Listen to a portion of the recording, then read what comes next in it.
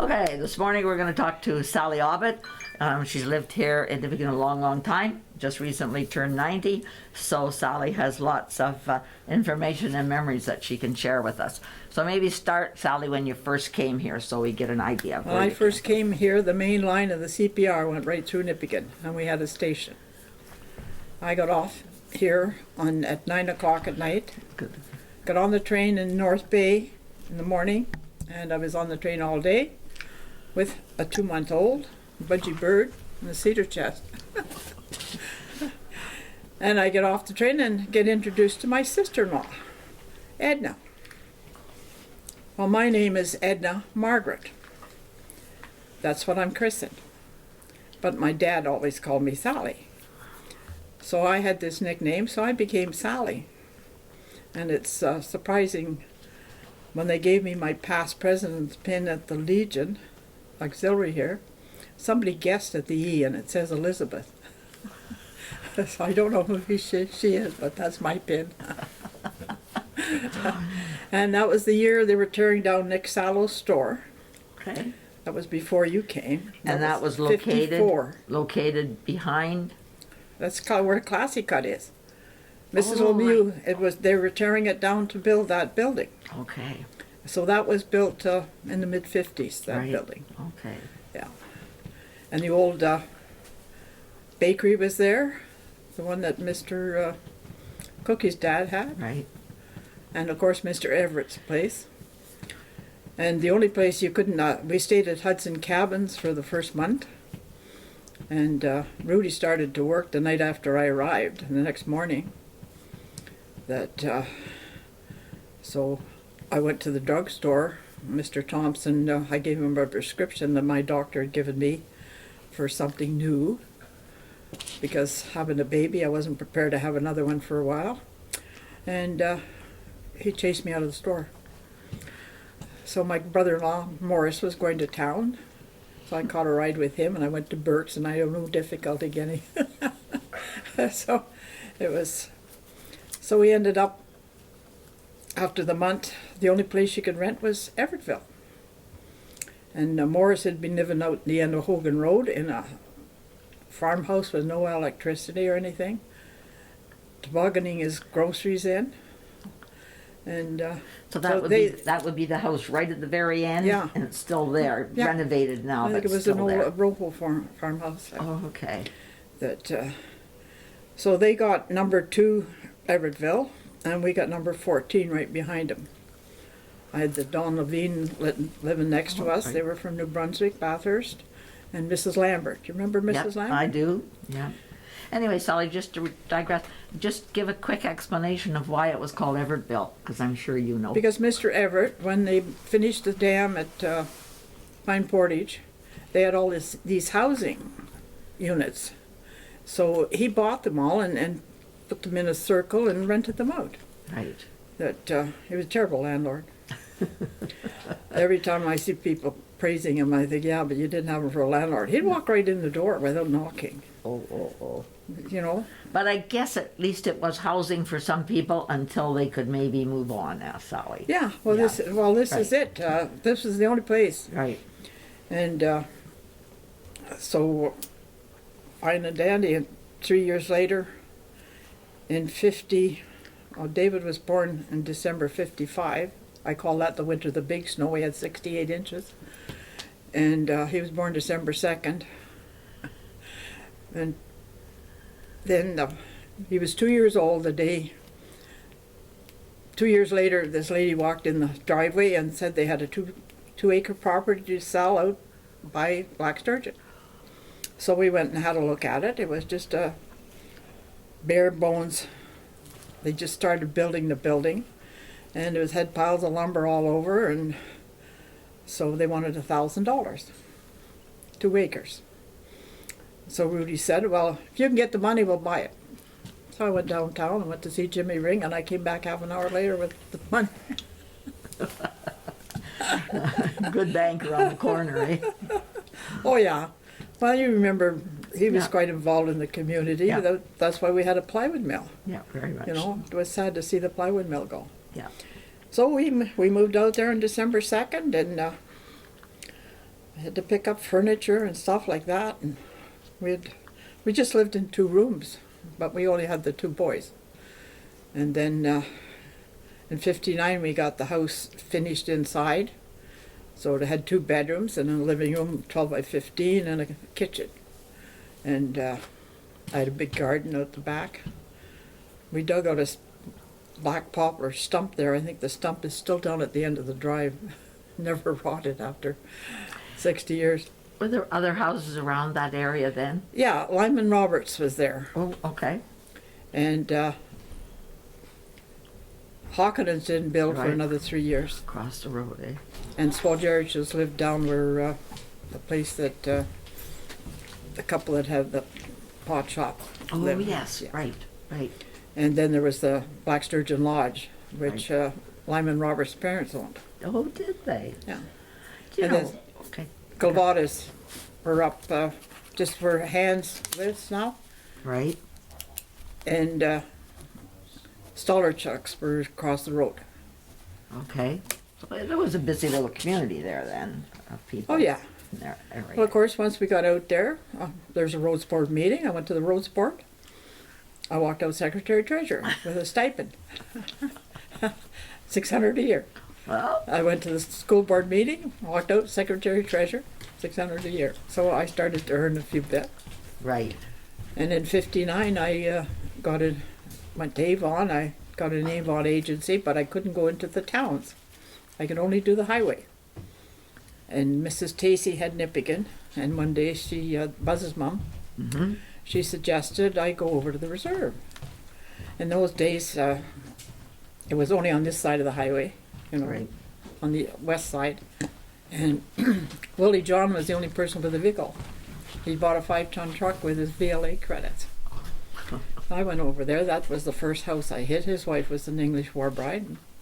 And then I went to Mrs. Walloway's and did the whole round. Had a wonderful time. Oh, good. They were glad to see me, and I sold lots of Avon. How long do you think you sold Avon? I sold it for about 3 or 4 years. Okay. Yeah. Okay. And Just think though, people are still selling Avon. oh yeah, door I used to door. throw the kids in the Door. back of the car. There's 3 Yeah. kids, and Rudy'd leave it when he was on afternoon shift. Yeah. And then I'd be doing the Red Rock Road. Well, Tony Korb would see me, and when Rudy'd get into the mill on his afternoon shift, oh, saw your wife here, saw your wife there. She's working. That's Yeah, there's been a lot of Avon sellers in the area over Oh, yeah. the years. A lot of Oh, them. yeah. Yeah, for sure. but it was mainly cosmetics then, and some cleaning materials. Not Right. like today. Today they have all kinds Everything, of things. They had right. to spread their selection quite Right. differently. Right, right. So then, So just to go back when you mentioned the roads board out there, the roads board out in that area involved how much area, Sally? Lyons and Sterling Township. Oh, okay, okay. That was as far as the first Hurkett turnoff. Mm-hmm. Then you're in Hurkett Right. area, which was a different roads board. Oh, okay. Yeah. Okay.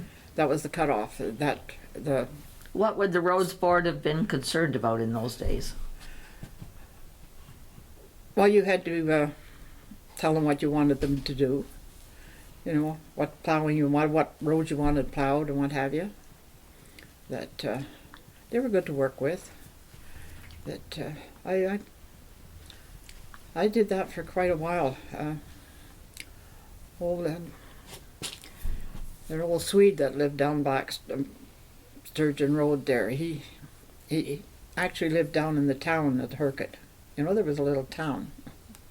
Right. Because it was a fishing community. Right. Yeah. Right. But I have trouble with remembering names, so I have to think about them, and it'll pop in my names, Right. and then all of a sudden I'll be a lot better. But at 90, when you turn 50, you have trouble with nouns, and what are not names but nouns. So this time now, Rudy worked at the mill. Yeah, he Right, went. Red He Rock. got in. The first day they put him in the coal boat on the dozer. Wow. He came home. He's with the color of your slacks. But we were in at Hudson Cabins, and she had a little trailer at the back that had been taking the wheels off, and so he was able to get a nice shower there every day. But the one thing I found about Nipigon, I found out why it's called Thunder Bay District. Every afternoon, if I had laundry out on the line, diapers and what have you, 3 o'clock, you better get them in, because at 3 o'clock in the afternoon, every afternoon, it'd pour and rain for about an hour. And then at 6 o'clock, it'd be beautiful. So, but in 67, our house burnt down. And there was only one piece of board, about 3 feet left in the whole place. Because you're dealing with 3 different fire companies. Oh, okay. You know, Hercot, and you had Red Rock and Nipigon. That it was Rudy's birthday, March 18th, in 1966, and so we were allowed to rent a house in Red Rock on Rankin, Lower Rankin. Okay. And the first thing I did in Red Rock was look out the window to see which way the wind was blowing. Well, the diapers would smell on that day. So then, because I'm living in Red Rock, we started, we went to the VLA, because Rudy had been a veteran. And they built us that house. Kai Hansen was the contractor. Oh, okay. And Holger's Rask's dad. It was a Swedish name. Willis Rask's dad. Okay. That he was the, and Sylvie Jensen's dad was the Finnish carpenter, and he was the other carpenter. Okay. And I was the painter. I donated all the painting. I had 2 coats of res on every piece of siding that went up on the place. And inside it, every room got 2 coats of paint before they even put in the fixtures. And Mark Banning was the electrician. All right. That we had to keep the price at $18,000. So I had to donate the $2,000 because that covered the painting. Okay. My work. Okay. Well, one day Rudy was feeling that maybe he should help me. I was varnishing the bedroom doors, you know, and so he took the thing. So I kept an eye on him, and then the next day I went and did them, redid them. He's not a handyman, not a handyman at all. So. Then you lived in that house quite a few years then. Yeah. Yeah. Nancy was, well, I was 66. She was only a year when that happened. And then in because of my work on the school board, when they amalgamated the school board in 69, I was at a meeting and I told Tom Walter was appointed administrator. I said, you need one person, and it's me. Nobody knew anything about me. And but he let me write the purchasing directions. You may have, No. the teachers were, but I developed a system of bulk buying. I'd send around to each school all the paper, to Right. get paper. And I had a deal with Crown Zellerbach that I was getting paper at 5 cents a ream more than Jack Evans was paying in Thunder Bay with all the paper they buy. Right. So I did quite well with that. And then Bob Gordon was also working with us. And I went off to a conference in the Sioux. And Bob says, remember, it's at cocktail time you get all your information. He would know. Well, when I came back, I had enough information to file a claim for taxes we hadn't claimed to pay for my trip. Oh. So that worked well. That I worked with Ann Hendrick, and she wanted to do the payroll and the typing. That's fine with me. She loves making birthday parties and stuff like that. And I thought, what happens if anything happens to her? Who's going to do the birthday parties? Because that's not my. I mean, I might make the coffee in the morning, that's about it.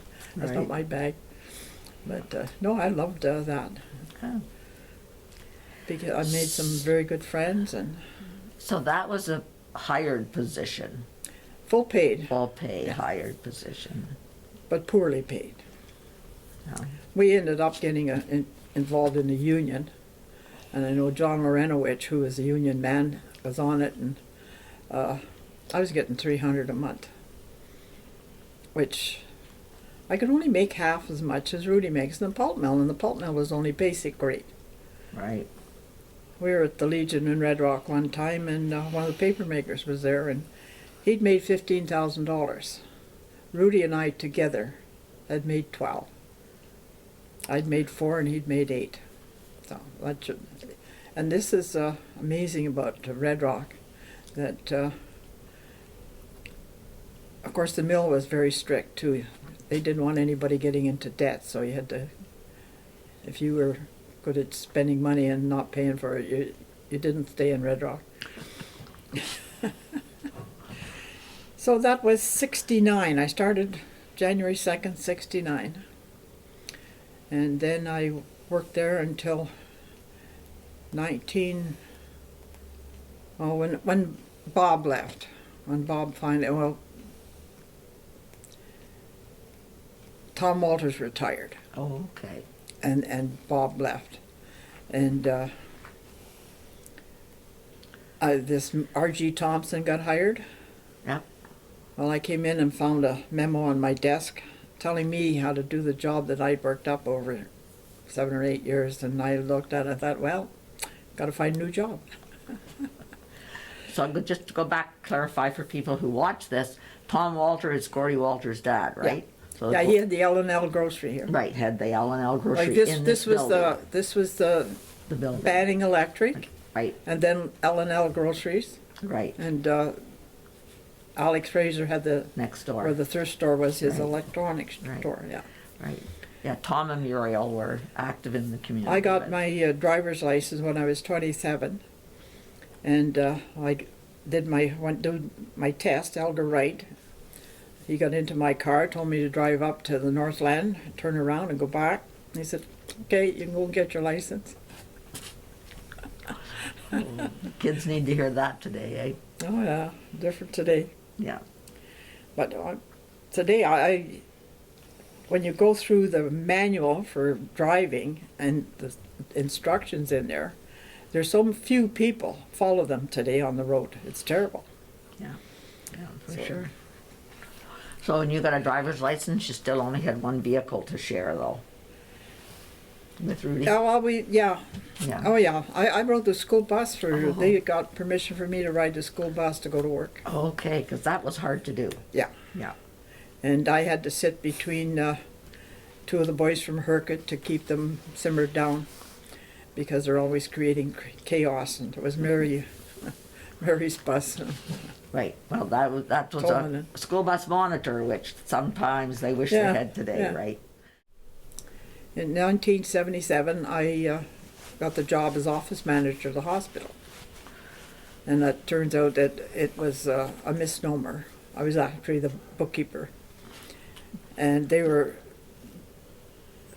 starting to grow, and the bookkeeping was done in such a way, I never saw anything so ancient in my life. They filed checks with attached to the invoices. This was By Gladys check number. Gordon's time? Gladys Gordon's time at the hospital? Oh, no, she'd retired. Oh, she'd retired No, by then. Kay Rickinen Kay was the Rickinen. administrator. Okay, okay. Now, Kay and I went to high school together. Oh, wow. Okay. But I found I went into her office one day, and she would talk a lot, and I'd just sit there and say, nod my head once in a while and turn it off. And 3 months later, she said, "Oh, I told you about that," and it was something important. After that, I never went into her office. I stood at the door. So this would be, the old hospital then? Yeah, it was the old at hospital, yeah. Right, okay. Yeah. And I was there for about 2 years. And then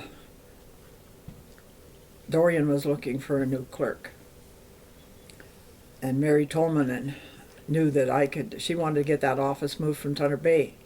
Bruce Symington had been their clerk. Right. And she knew I could do it for her. And once I did it, all of a sudden she started causing me problems. She wanted to get rid of me. And I didn't pick up on it until I walked in one night to a meeting and was told I was fired. But I was contemplating leaving anyway because I wasn't working hard enough. Right. I'd work all morning and then read books all afternoon. I was next to the library, so that was Right. good. And so I'd read the Municipal Act. I also read the ones about parks, like with Met Canyon, and discovered they were getting shortchanged on that. And then I tax registered all the dead properties that were been sitting there and never been cleared. So they had over 100,000 new income because of my work. Oh. And reading the Municipal Act, they had to give me a public hearing, and that was very interesting. Reverend Inshaw was there. Okay. Well, he was living there. He had that house. Yeah, on the corner. And I felt sorry for the ladies that had to get up there and lie.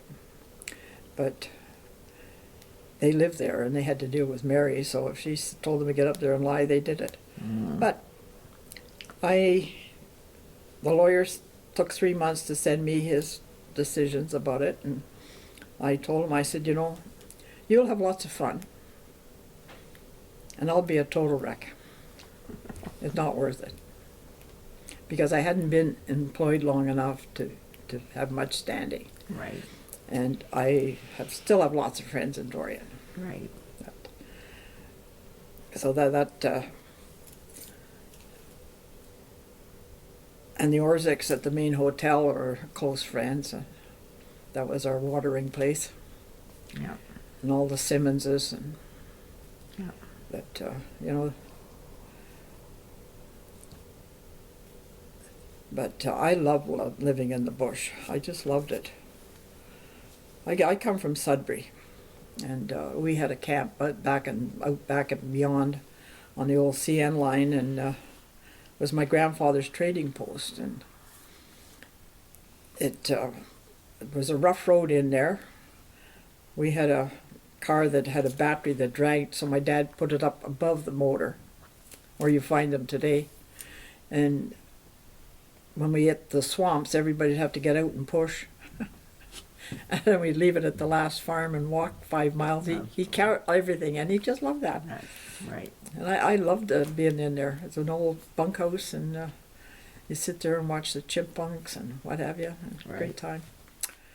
But that's... my mother was always... she was had worked in service for a family in Sudbury. In fact, she named me after her employer, Edna. That I was not impressed. But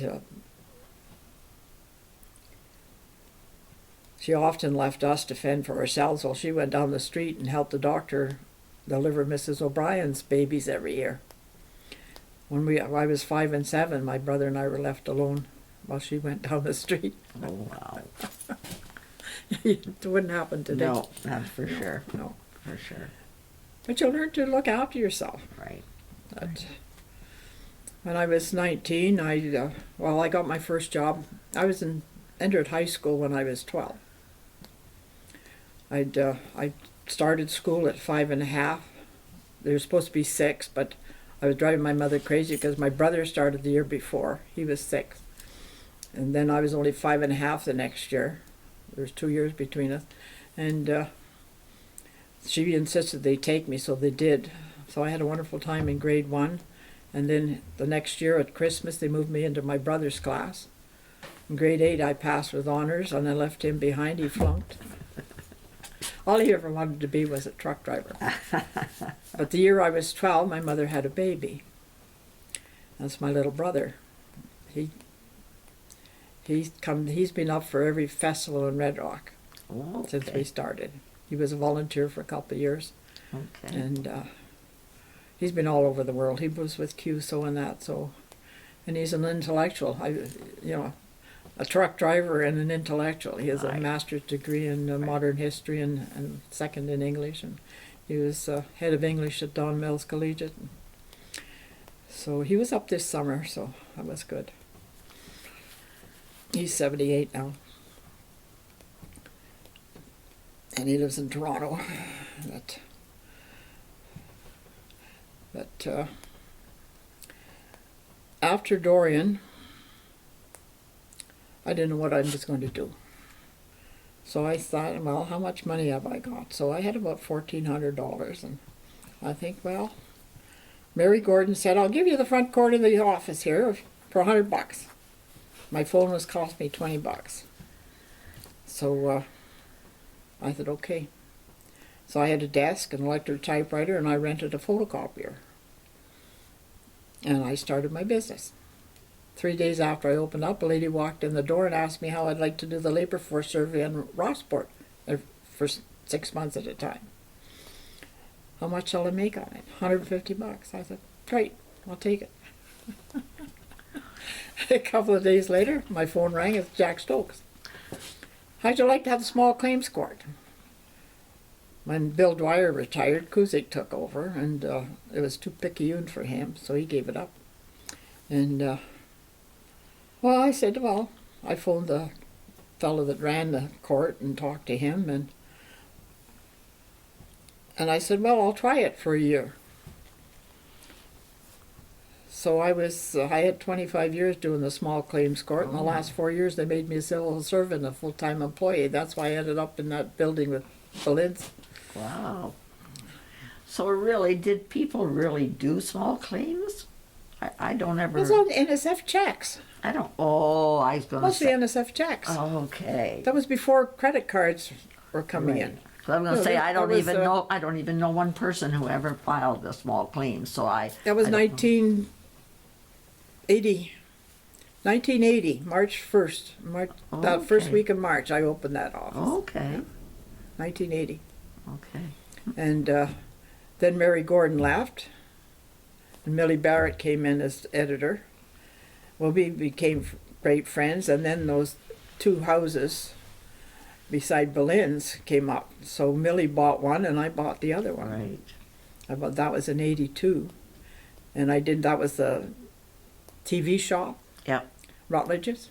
Yep. And so after a year, I gave him notice, and Bruce Atkinson totally renovated the place to suit us. It had 2 doors, entries, Right. and the Gazette took over one half, and I had Right. what's in my living room now is my office. Right. Yeah. Right. So, and I've had a great time. So you did income tax right up until now? Oh yeah, I was doing income tax before that when I was still working at the school board. I doing it, for people out in our area Okay. that I'd make maybe $1,000 every year, and I'd go and buy furniture. I found the house of teak, so I have all teak furniture. So you've seen major changes though in income tax. Oh yes, there was one year I had to buy the paper, and it was when computers started coming in, and it had all those holes along. Yeah. And it had to be 3 thicknesses, and so it was very thin paper, and I had to pay about $48 a carton. I'd have to get about two of them, and I remember one customer from Red Rock coming in, and an irate Frenchman, and I had to put it up together just so you had your rules, which page follows which page, and I stapled it and put their slips in, and they have to mail it. Well, he'd ripped it all apart. But I can think of all the talk that went on, and back when we built the house, I had to sign away my dower rights, because in those days when I got married, the minute I signed that wedding certificate, I was my husband's chattel. Right. Right. People don't realize what that means. I'm just brave enough to ignore it, but Rudy gave me his check, and I gave him his spending money. and I had to pay the bills. God help me if I couldn't get them paid. That's one of the reasons I wanted that job at the school board. Right, right. And they made me open a bank account, and my check went into that bank account. So I told them, "You go and tell the mill to send your check there too." And he did. So when you did small claims, Sally, was there a variance in what you would charge, or was there set Well, rates for small no, there's set claims? rates according to the amount of the claim, Okay.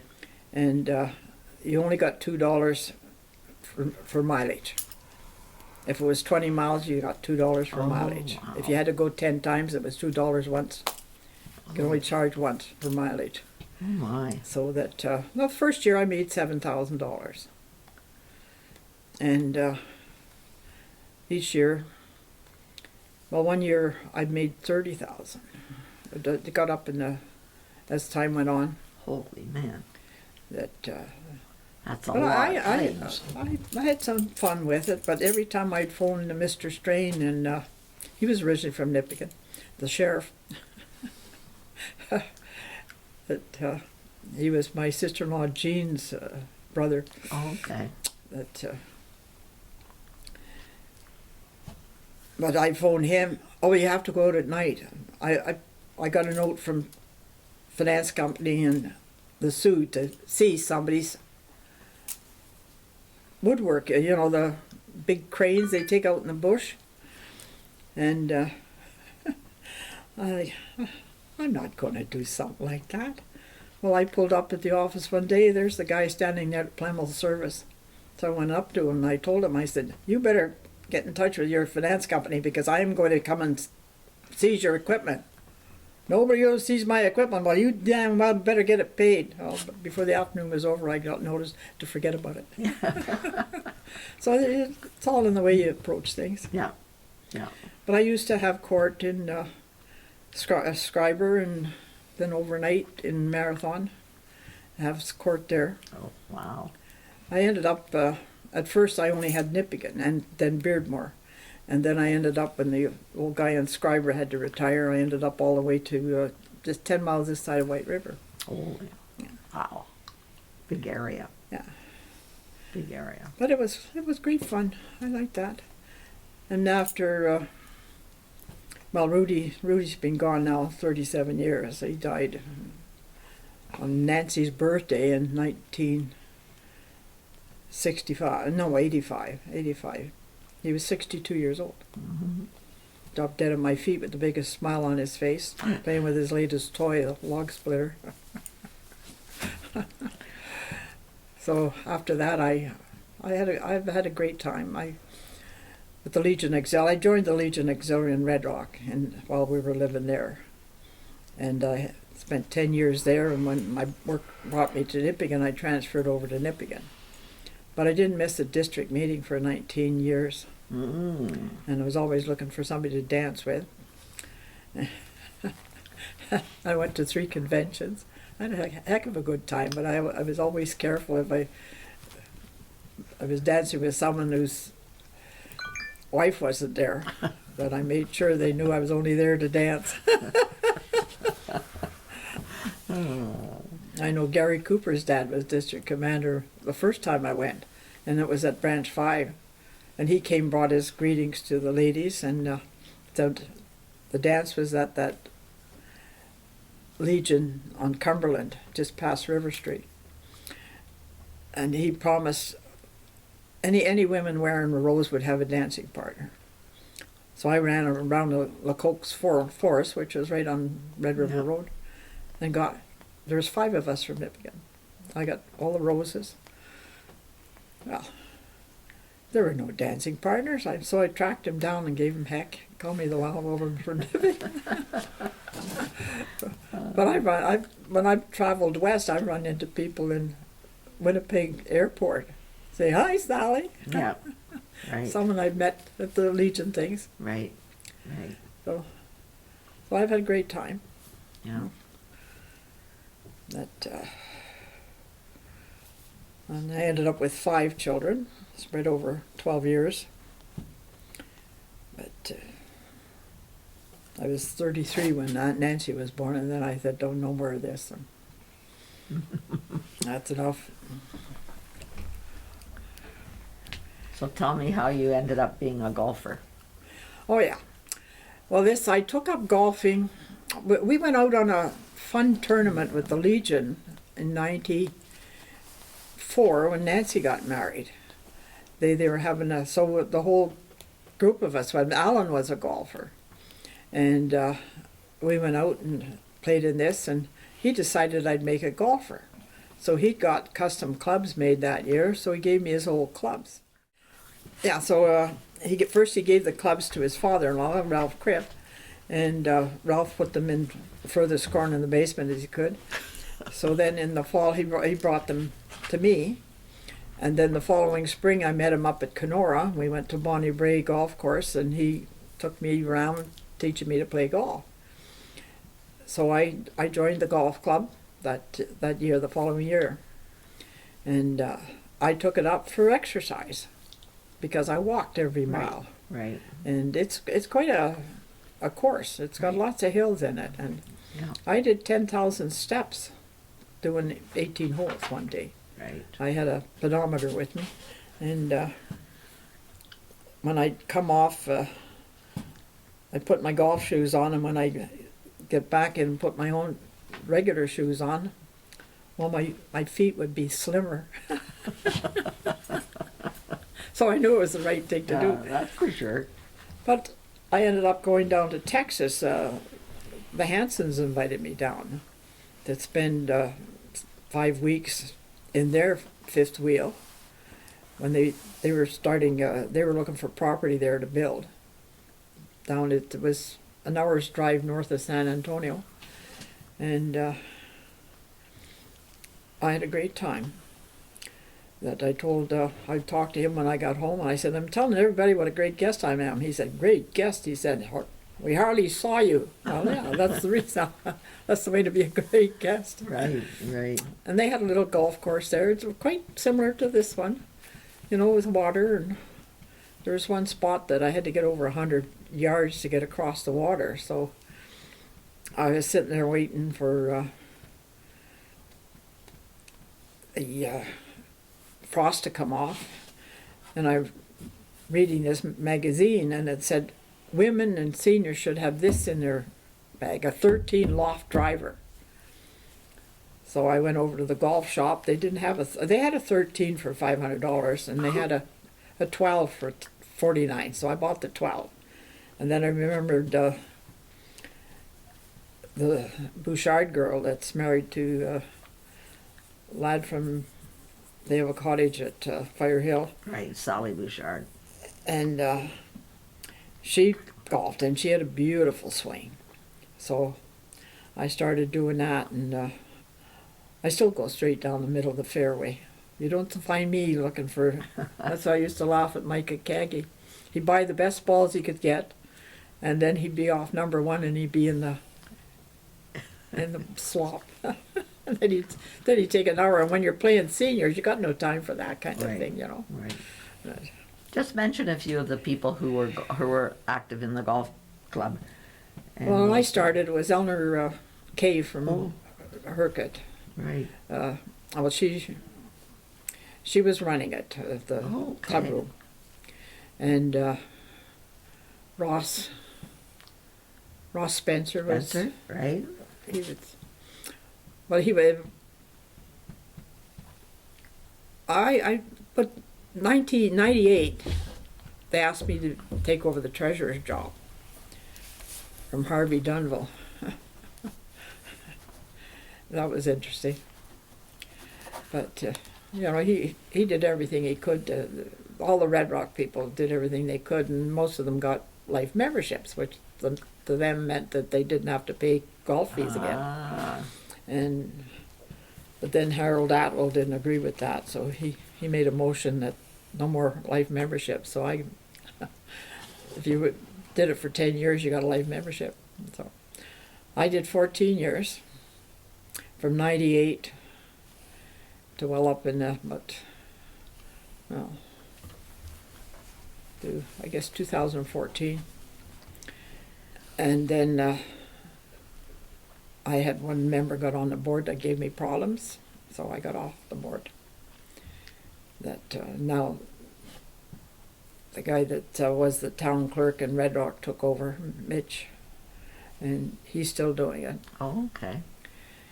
But my they applied for a grant with the Northern Fund there that Yeah. Leo Northern Bernie Heritage Fund, started. Yeah. And they were surprised when they got, like I'm an accountant. That's what I had a degree in accounting when I got out of high school when I was 16. And then when I was working at the school board, I started taking the CGA course. I had 3 years of the CGA. Mm. And before I opened my office, I took the tax course. Now, you had to have a 65. I got a 63, but I had someone tell me that one of the auditors from the Thunder Bay tax office told me it's nice to know that somebody knows something about income tax in Nipigon. Mm. So that's, and I'm always reading and doing things and looking, searching, and I do family histories and what have you.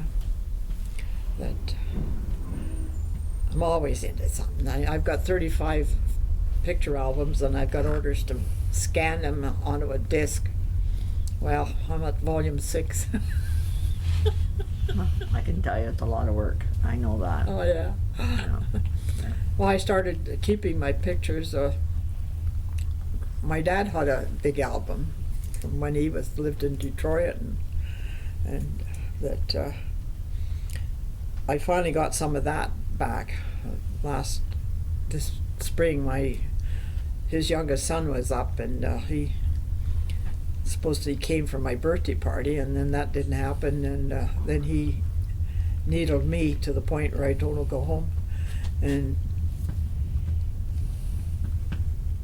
so he sent this one box, but there was 2 boxes because my grandmother had a millinery shop in Little Current, my dad's mother. And what they didn't know, that her great-grandfather was an Isidore Frechette.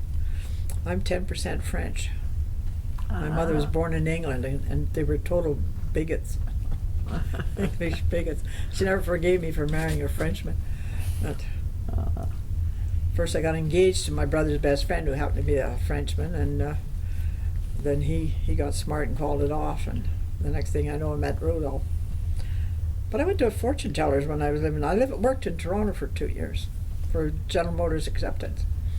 And I was sent from Sudbury. My boss in Sudbury gave me such a good recommendation that they used me to train younger girls to get in doing the spots. The first girl they gave me to do my notices, she was older than me and figured she should have my job, so all she would do was the notice. She wouldn't do it a darn thing. Oh. So my reaction was to go to my supervisor, and I said, get rid of her or I'll kill her. So they did. But I had a great time in Toronto. I loved it down there, going to Massey Hall, the concerts, and I went to Church of the Redeemer at Avenue Road in Bloor. It's kitty corner to the museum. I only lived I could walk to church if I wanted to. I was just short of south of DuPont. Took the DuPont car, took me right downtown to go to work, and the Bathurst car would stop right outside the door of the office, and I'd take that back, and then I had 3 blocks to walk to where I lived. But then the next place I lived was up near Casaloma, just around the corner from Casaloma. Been there. And one of the girls I'd roomed with, she was from New York, and she'd come into Canada on a tourist visa. But she hit Toronto. She liked it so much that she got a job down in Eaton's at the Helena Rubinstein counter, and she was Jewish, her parents had got out of Germany in 1937, and she lived in New York. Well, there was a dance at the stag dance at the synagogue up in St. Clair, and dragged me with her. I came home with a boyfriend. But that didn't last long because he was a nice guy. He'd been in the Navy and he was a Canadian-born, Jewish, and but he was looking for a wife, a Jewish wife, and I wasn't it. But we heard about a fortune teller who was from Winnipeg, and she told me that I was going to fly. I'd never been in a plane. That I was going to meet a man with R in his name. He's going to be darker in the face than me, and I was going to live among tall trees. Within 6 months, the boss asked me to transfer to North Bay. I flew. Within another 6 months, I went down to Calendar with a friend of my mother's. We went down to sign ourselves, and we're waiting for the bus in front of the Calendar Hotel, and this guy comes to the door and offers us a ride to North Bay. His name was Rudolph, and he'd been working in the lumber yard, and he was brown as that chair. And within a year, I'm living in Nipigon. And you're living in the And I trees. ended up in among tall trees. Got an amazing memory, Sally. What do you attribute you got amazing memory? Oh, I can remember things back to when I was only 9 months old. You know, you just remember certain things that impressed you. Yeah, but you've got the dates there too, and most people we talk to don't have the dates down like Oh, I'm you a do. number person. Yeah, okay. Perfect. You'd sound Yeah. like you are, that's for No, sure. I just think of things, you know, that But it's interesting because when you talk to kids today about importance of math, oh, I don't need all that number stuff, but numbers are the answer to so many things. oh yes, And we are a number society right now. yeah. We are number society, so I learned to type on a 1922 Underwood typewriter. That's all they had at Sudbury Tech. yeah. No, you've got an amazing memory. Anyway, let's wind that up. And I've Zach. traveled all over the country too. Right, traveled everywhere. Yeah, Right. I've been from Signal Hill in Newfoundland to Tofino and Prince Rupert on the west coast. Oh, good for you. Okay, amazing.